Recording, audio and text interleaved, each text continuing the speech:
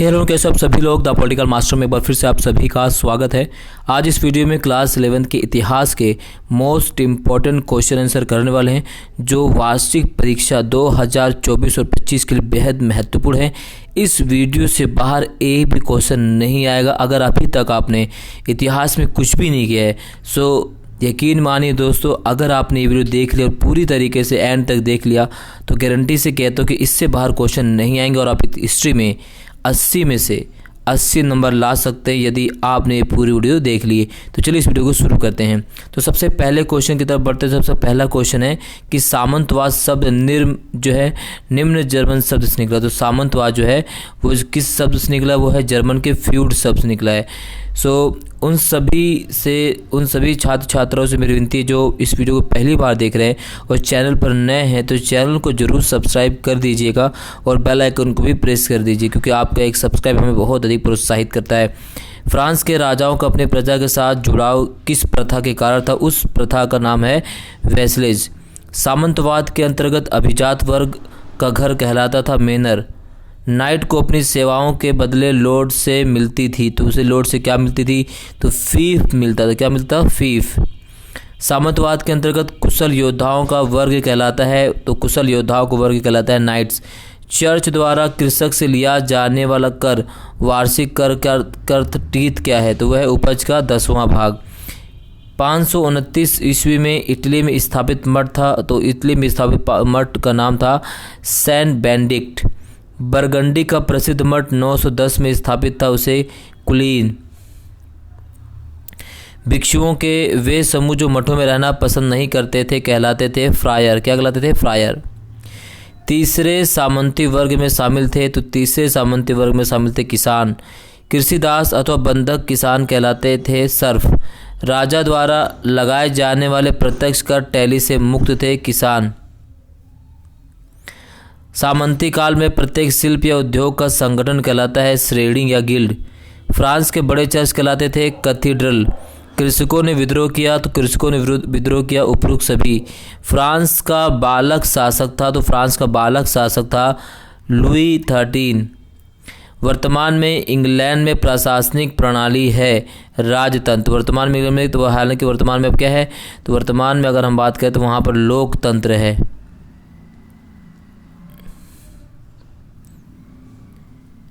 मध्यकाल किसे कहते हैं? इसकी प्रमुख विशेषता लिखिए। तो 500 ईस्वी से 1500 ईस्वी तक के काल को मध्यकाल कहते हैं।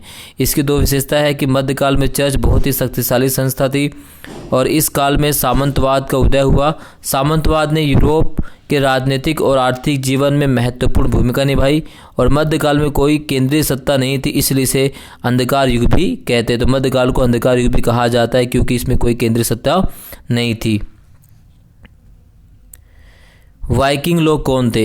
वाइकिंग कबीले से क्वेश्चन पूछा गया है। तो वाइकिंग स्कैंडिनेविया अर्थात नॉर्वे, स्वीडन, डेनमार्क और आइसलैंड के वे लोग थे जो 8वीं से 11वीं शताब्दी के बीच उत्तर पश्चिमी यूरोप पर आक्रमण करने के बाद वहीं बस गए। इसके अलावा अगर हम बात करें तो सामंतवाद का अर्थ स्पष्ट कीजिए। मोस्ट इंपॉर्टेंट क्वेश्चन है। तो सामंतवाद शब्द जर्मन शब्द फ्यूड से बना है। फ्यूड का अर्थ है भूमि का टुकड़ा। अतः एक ऐसी प्रणाली को सामंतवाद कहा जाता है जिसमें भूमि के बदले सेवाएं प्राप्त की जाती हैं। सामंती समाज का उदय मध्यकालीन यूरोप में हुआ था। रोमन साम्राज्य का कौन सा प्रांत आगे चलकर फ्रांस बना और कैसे? तो रोमन साम्राज्य का गौल प्रांत आगे चलकर फ्रांस बना। इसे जर्मनी की फ्रैंक नामक एक जनजाति ने अपना नाम देकर फ्रांस बना दिया। तो मोस्ट इम्पोर्टेंट क्वेश्चन है ये। फ्रांस का समाज किस आधार पर 3 वर्गों में बटा हुआ था? फ्रांस के अभिजात वर्ग को प्राप्त कोई 2 विशेषाधिकार बताइए। तो फ्रांस के जो अभिजात वर्ग थे उनके प्राप्त को 2 विशेषाधिकार वर्ग बताइए। उनका अपनी संपदा पर स्थायी रूप से पूर्ण नियंत्रण होता था। वे अपनी स्वयं का न्यायालय लगा सकते थे, यहाँ तक कि वे अपनी मुद्रा भी जारी कर सकते थे। मेनर इंपॉर्टेंट काफ़ी, इसका स्क्रीनशॉट आप ले सकते हैं। तो उपजाऊ भूमि को क्या कहते हैं? मेनर कहते थे। मेनर के मध्य लॉर्ड अथवा सामंत का महल होता था। मेनर में रहने वाले लोग मेनर की भूमि पर ही निर्वाह करते थे। किसान का जीवन बड़ा कष्टमय था। मेनर का स्वामी सामंत बड़ा भोग विलास का जीवन व्यतीत करता था। सामंती प्रथा के अंतर्गत फीप क्या थी? इंपॉर्टेंट क्वेश्चन है, मोस्ट इंपॉर्टेंट क्वेश्चन है, 2 नंबर से 1 नंबर क्वेश्चन पूछा जा सकता है, इसको आप स्क्रीनशॉट ले लीजिए। टीथ और टाइल में काफ़ी जो है कई बार क्वेश्चन पूछे गए, तो ये भी काफ़ी इंपॉर्टेंट है। तो चर्च को कृषक से 1 वर्ष में उसकी उपज का 10वां भाग लेने का अधिकार था, इसे टीथ कहा जाता था। कैथोलिक चर्च की आय के 2 मुख्य स्रोत क्या होता है? तो किसानों से मिलने वाला टीथ और धनी लोगों द्वारा अपने कल्याण तथा मरणोपरांत अपने रिश्तेदारों कल्याण के लिए दिया जाने वाला दान। यूरोप के 2 सबसे प्रसिद्ध मठ कौन से थे? तो यूरोप के 2 सबसे प्रसिद्ध मठ है वो हैं सेंट बेनेडिक्ट का मठ और 910 में बरगंडी में स्थापित गुलियन का मठ। फ्रायर किन्हें कहा जाता था? मोस्ट इंपॉर्टेंट क्वेश्चन है ये, फ्रायर किसे कहा जाता था? फ्रायर, तो इसे आप स्क्रीनशॉट ले लीजिए। टेली और विलियम प्रथम कौन था? ये भी इंपॉर्टेंट, ये तीनों क्वेश्चन काफ़ी इंपॉर्टेंट है। फ्रांस के कैथीड्रल नगर क्या थे? तो फ्रांस में बड़े बड़े चर्चों का निर्माण हुआ जिन्हें कैथीड्रल कहते थे। समय बीतने पर इन चर्चों के चारों ओर नगरों का विकास हुआ, इन्हीं नगरों को कैथीड्रल नगर कहा जाता है। अगला क्वेश्चन है, फ्रांस में स्टेट्स जनरल का अधिवेशन कब और किस शासक द्वारा बुलाया गया? इसके बाद 1789 तक इसे क्यों नहीं बुलाया गया? तो काफ़ी इंपॉर्टेंट क्वेश्चन है ये। सामंत प्रथा गुण लिखे। फ्रांस के प्रारंभिक सामंती समाज के 2 लक्षणों को वर्णन कीजिए, काफ़ी इंपॉर्टेंट क्वेश्चन है। फ्रांस के सर्प और रोम के दास की जीवन की दशा की तुलना की। तो फ्रांस के सर्प और रोम के दास, इंपॉर्टेंट क्वेश्चन है ये काफ़ी। लॉर्ड और नाइट के आपसी संबंधों की संक्षिप्त जानकारी दीजिए। कैथीड्रल नगर किस प्रकार बनाए जाते थे? ये क्वेश्चन जो है 8 नंबर में भी और 2 नंबर में भी और 3 से 4 नंबर भी पूछा जा सकता है। 14वीं शताब्दी के आर्थिक संकट ने कृषकों में किस प्रकार सामाजिक असंतोष को जन्म दिया? यह किस बात का संकेत था? ये काफ़ी इंपॉर्टेंट क्वेश्चन है, आप सभी इसका स्क्रीनशॉट जरूर लीजिए, इसको कंप्लीट कीजिएगा। मध्यकालीन यूरोप के मठों में ईसाई भिक्षु कैसा जीवन बिताते थे? यूरोप में मध्यकालीन मठों के 2 गुण और 2 दोष बताइए। सामंतवाद के पतन के क्या कारण थे? इंपॉर्टेंट क्वेश्चन है, मोस्ट इंपॉर्टेंट क्वेश्चन है। सामंतवाद के पतन के क्या कारण थे? इसका आप स्क्रीनशॉट ले लीजिए। यूरोप में 14वीं शताब्दी का संकट क्या था? इसके लिए कौन कौन से कारक उत्तरदायी थे? इस संकट के क्या परिणाम निकले? तो ये क्वेश्चन जो 8 नंबर में कई बार पूछा गया, काफ़ी इंपॉर्टेंट क्वेश्चन है ये, तो ये आप इसका स्क्रीनशॉट ले लीजिए।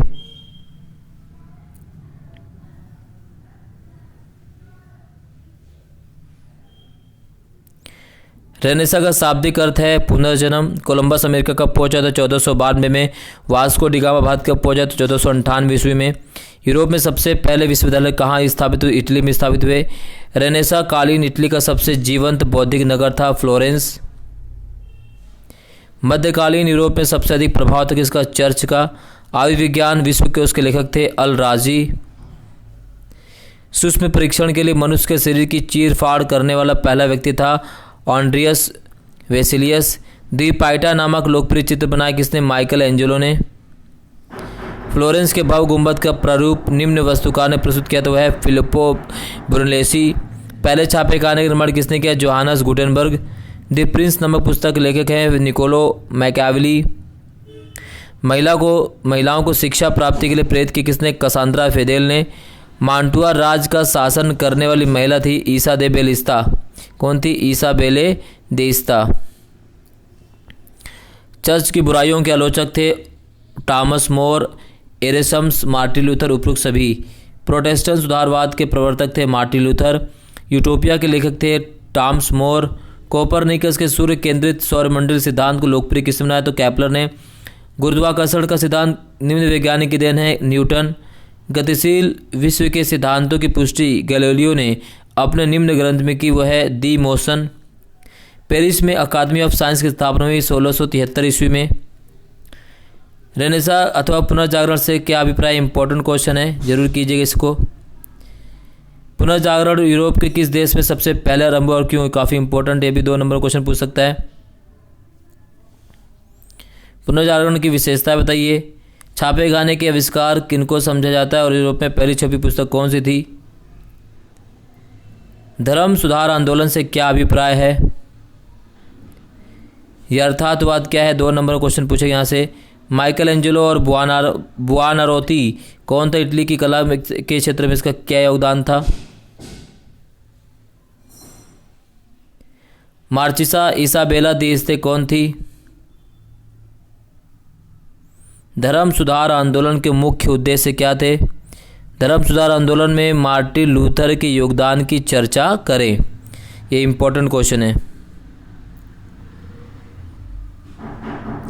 पुनर्जागरण का जन्म सर्वप्रथम इटली में ही क्यों हुआ? 8 नंबर में पूछा जा सकता मोस्ट इंपॉर्टेंट क्वेश्चन है ये इस चैप्टर से।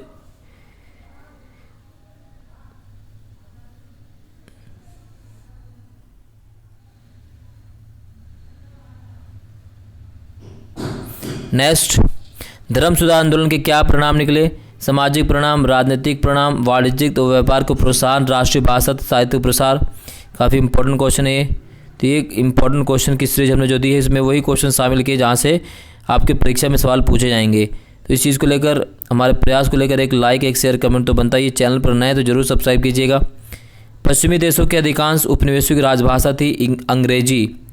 अमेरिका में मिले सबसे पुरानी मानवकृति किसकी? एक तीर की नोक की। कंटीले तारों की खोज हुई 1803 में। कनाडा को स्वायत्त राज्यों के एक महासंघ के रूप में संगठित किया गया 1867 में। आंसुओं की राह ट्रेल ऑफ द टीयर्स का संबंध संयुक्त राज्य अमेरिका के किस कबीले से? वह है चिरोकी कबीले से। अमेरिका में सोना मिलने से किस प्रक्रिया की जन्म हुआ? तो वह है गोल्ड रश का। संयुक्त राज्य अमेरिका में रेलवे का काम कब पूरा हुआ? 1870। तो ये जितने एमसीक्यू आपको कवर करने हैं, एमसीक्यू से क्वेश्चन जरूर आते हैं, यहाँ से काफ़ी इंपॉर्टेंट भी है। सेटलर शब्द से क्या अभिप्राय है? सेटलर। नेटिव शब्द से क्या अभिप्राय है? दक्षिण अफ्रीका और अमेरिका में यूरोपीय उपनिवेशों की राजभाषा कौन सी थी? तीनों क्वेश्चन इंपॉर्टेंट है, इसे स्क्रीनशॉट जरूर लीजिए। मोस्ट इंपॉर्टेंट कह सकते हैं आप इसे। अगला है अमेरिका की पूर्व संध्या से क्या अभिप्राय है? तो अमेरिका की पूर्व संध्या से अभिप्राय उस समय से है जब यूरोपीय लोग अमेरिका में आए और उन्होंने इस महाद्वीप को अमेरिका का नाम दिया। वेम्पुम बेल्ट क्या थी? मोस्ट इंपॉर्टेंट क्वेश्चन है। मोस्ट इंपॉर्टेंट वेम्पुम बेल्ट क्या थी? तो वेम्पुम बेल्ट रंगीन सीपियों को आपस में मिलाकर जो है सिलकर बनाई जाती थी। किसी समझौते के बाद अमेरिका के स्थानीय कबीलों के बीच इसका आदान प्रदान होता था। अमेरिकियों के लिए फ्रंटियर के क्या मायने अर्थ है? इंपॉर्टेंट है, 2 नंबर में यहाँ से क्वेश्चन पूछा गया है। चिरोकी कौन थे? उसके साथ क्या न्याय हो रहा था? गोल्ड रश को किस बात ने जन्म दिया? यह क्या था? मोस्ट इंपॉर्टेंट क्वेश्चन है ये। गोल्ड रश आएगा। अमेरिका महाद्वीप के लिए गोल्ड रश किस प्रकार वरदान सिद्ध हुआ? ये भी काफ़ी इंपॉर्टेंट है, मोस्ट इंपॉर्टेंट है। इसी प्रकार से अगर हम बात करें तो इतिहास की किताबों में ऑस्ट्रेलिया के मूल निवासियों को शामिल क्यों नहीं किया गया था? गोल्ड रश से क्या अभिप्राय है? इसने संयुक्त राज्य अमेरिका में रेलवे के निर्माण, उद्योगों के विकास तथा खेती के विस्तार में किस प्रकार सहायता पहुंचाई? अथवा गोल्ड रश की अमेरिका के आर्थिक और राजनीतिक विस्तार में क्या भूमिका रही? मोस्ट इंपॉर्टेंट क्वेश्चन है ये।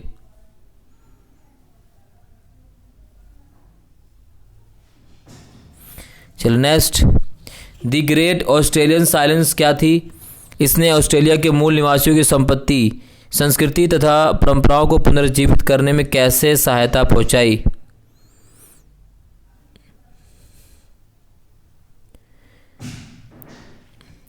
यहाँ से अगर हम बात करें तो 4 मुख्य जो चीन एक विशाल महाद्वीप है, 4 द्वीपों से मिलकर बना। इसमें होन्शु है, क्यूशु है, शिकोकू है और होकाइडो है। चीन का प्रमुख जाति समूह हॉक क्या है? हॉक। और प्रमुख भाषा चीनी पोतुंगुआ है। 17वीं शताब्दी के मध्य तक जापान एदो नगर संसार का सबसे अधिक जनसंख्या वाला नगर बन गया। ओसाका और क्योतो भी बड़े शहरों के रूप में उभरे। ये भी इम्पोर्टेंट क्वेश्चन है। 1867-68 में जापान में शोगुन तोकुगावा वंश का शासन समाप्त कर दिया गया। ये इम्पोर्टेंट है। प्राचीन चीन का महानतम इतिहासकार माना जाता है तो किसको? सीमा छियन को माना जाता है। दुनिया की तीसरी सबसे लंबी नदी है यांगसी। चीन का प्रमुख जाति समूह है हान। क्या है? हान। जापान की राजधानी टोक्यो का प्राचीन नाम है, तो टोक्यो का प्राचीन नाम है एदो। जापान में मेजी पुनर्स्थापना हुई 1867 में। अमेरिका ने जापान के साथ समझौते के लिए भेजा किसको? कमोडोर मैथ्यू पेरी को। जापान में पहला रेडियो स्टेशन खुला 1925 में। चीनी गणतंत्र के पहले राष्ट्र अध्यक्ष थे, वो थे सन्यास सेन। सन्यास सेन की मृत्यु के बाद कोमितांग के नेता बने चियांग काई शेक। चीनी कम्युनिस्ट पार्टी की स्थापना हुई 1921 ईस्वी में। पीपुल्स रिपब्लिक ऑफ चाइना की सरकार की स्थापना हुई 1949 ईस्वी में। Most important, Chiang Kai Shek की मृत्यु हुई 1975 ईस्वी में। मेजी पुनर्स्थापना से क्या अभिप्राय है? मोस्ट इम्पोर्टेंट क्वेश्चन इस चैप्टर का। जापान में मेजी शासन के अधीन फोकुगोहे के नारे से क्या तात्पर्य था?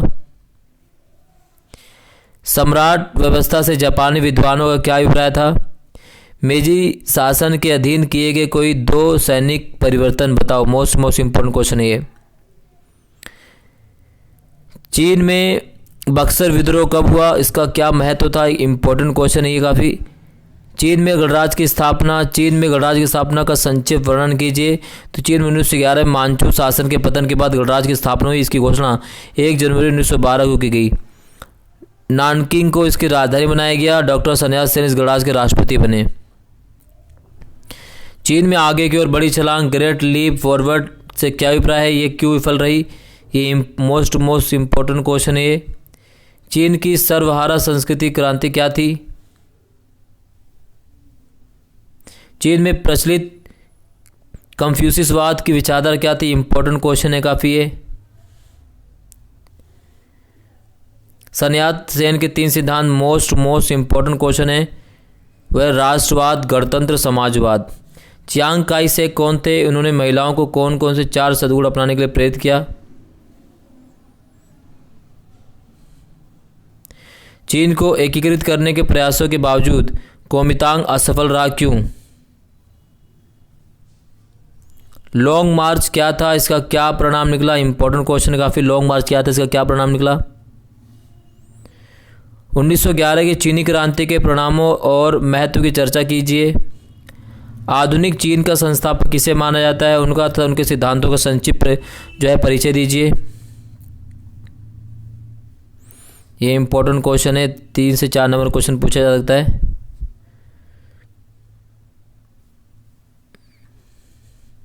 चीन में 4 मई के आंदोलन पर टिप्पणी लिखिए।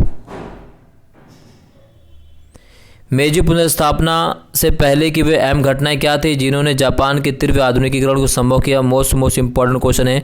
मेजी पुनर्स्थापना से संबंधित क्वेश्चन आएगा पेपर में।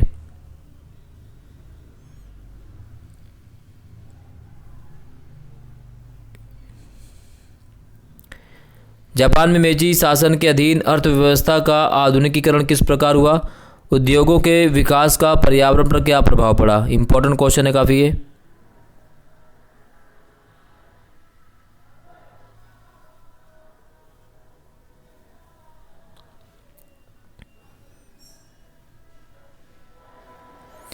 जापान के आक्रामक राष्ट्रवाद, पश्चिमीकरण तथा परंपरा की विवेचना कीजिए।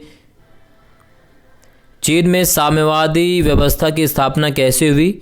इस क्रांति के चीन पर पड़े प्रभाव का वर्णन कीजिए। अथवा चीन में 1949 की क्रांति कैसे हुई? चीन पर इसके क्या प्रभाव पड़े? मोस्ट इम्पोर्टेंट क्वेश्चन है ये।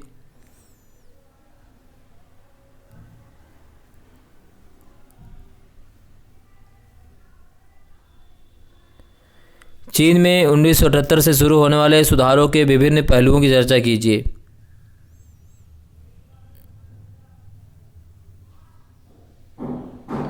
तो ये इस वीडियो में जितने भी इम्पोर्टेंट क्वेश्चन हमने शामिल किए वो परीक्षा को ध्यान में रखकर तैयार किए गए मोस्ट इम्पोर्टेंट क्वेश्चन है।